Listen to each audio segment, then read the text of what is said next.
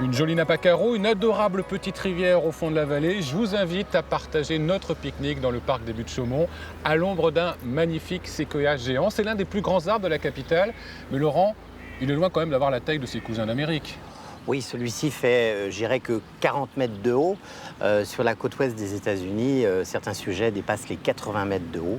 Il y en a un qui domine un peu tous les autres séquoias. C'est celui qu'on appelle le général Sherman. Il dépasse effectivement les 85 mètres et son poids est estimé à 1200 tonnes. Bah, ils sont pas grand-chose, notre séquoia, mais il pique un peu. Il a des aiguilles, c'est donc un conifère, j'imagine. Absolument, ces aiguilles sont en forme d'écaille, disposées un peu en spirale. C'est très particulier chez lui, mais c'est quand même un conifère hors du commun. Il a vraiment quelque chose de spécial. Non seulement il est résistant, mais il en a besoin aussi de ces feux de forêt ou ces canicules pendant l'été, puisque son système de reproduction en dépend.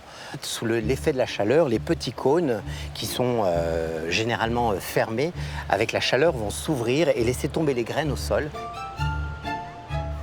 Venez voir Yvan, on va regarder son écorce de plus près.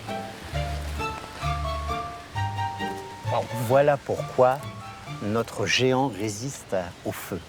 En fait, il a une écorce assez particulière, un peu comme un millefeuille, qui est très souple, hein, comme ça. Et ça fait comme une véritable couverture énifugée qui l'empêche de brûler. Non seulement il n'a pas de résine, et en plus, son écorce est résistante au feu. C'est pour ça qu'on a des sujets qui atteignent plus de 3000 ans. Il a une belle silhouette quand on regarde sa charpente depuis le bas. Tous ces rameaux qui tombent vers le sol, un peu tourmentés comme ça, c'est quand même assez spectaculaire vu de l'intérieur.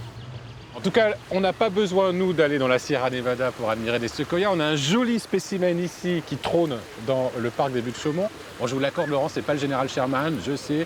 Il n'est pas aussi imposant, mais il est quand même très beau. Il est magnifique. Allez, on se retrouve très bientôt pour une autre belle histoire d'arbre.